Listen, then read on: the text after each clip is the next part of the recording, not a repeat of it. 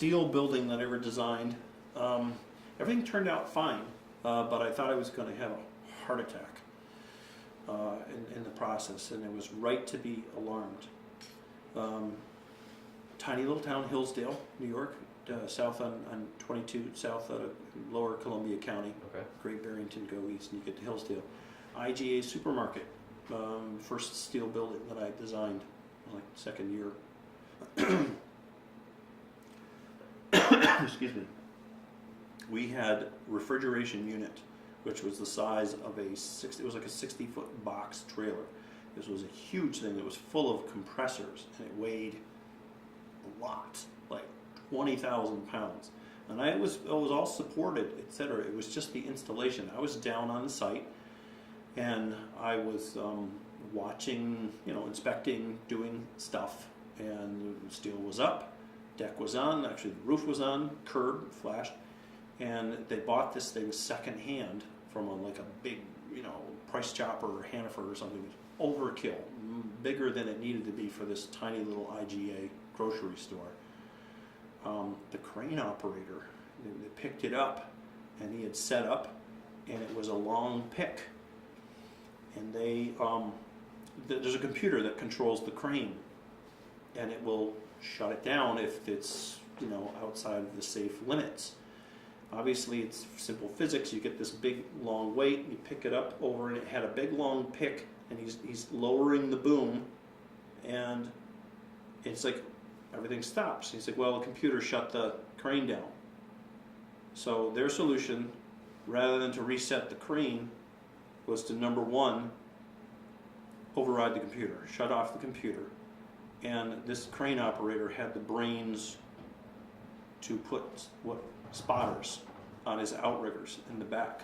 If they start to lift, tell me. They still couldn't get it. So what they did was they lined up. I remember, I was literally going to pull my hair out. They got every free available laborer worker on the roof to push the side of the unit the last 2 feet or so that they could then drop it down on the curb. Just think of the flaws, and once the outriggers are lifting up, it's done. It's gonna go, And I can just remember, it's just like, you're crazy. They're looking at me as, is this okay? And I'm like, no, this is not okay. And I'm, somewhat experienced. I'm 30 years old at the time, and I'm just thinking, this has just got so many bad things. Turns out it was fine. Nobody got hurt, but you're thinking, okay, if this thing falls, it's going to take the roof with it. There are people standing underneath it. There are 20 guys on the roof who are going to fall in after it. The interesting thing is that crane company, less than a year later, someone died running one of their cranes. I don't know if it was the same operator. It was they were putting ski lift towers in, I think Catamount or something, and the crane went rolling down the hill.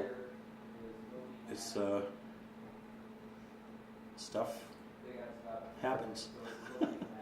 Probability and sample size, right? Yeah. You roll the dice once and it could be fine. You sample size.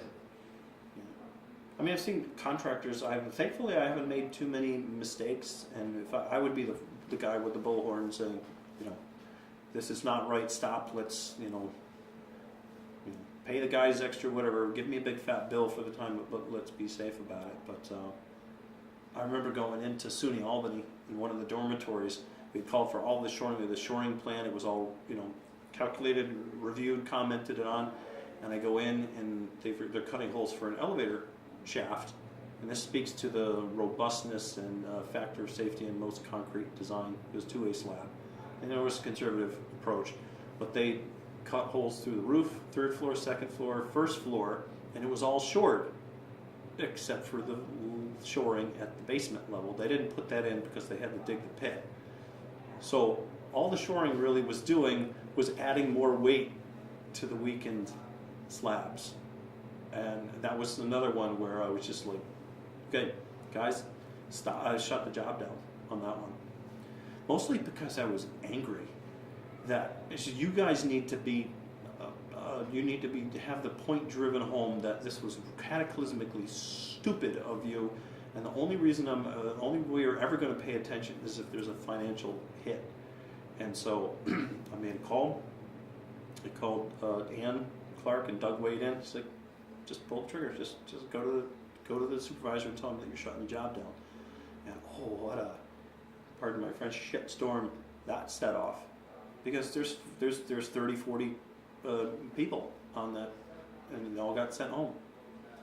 And 3 hours later, there was cribbing involved and shoring and stuff. But there's lots of them out there.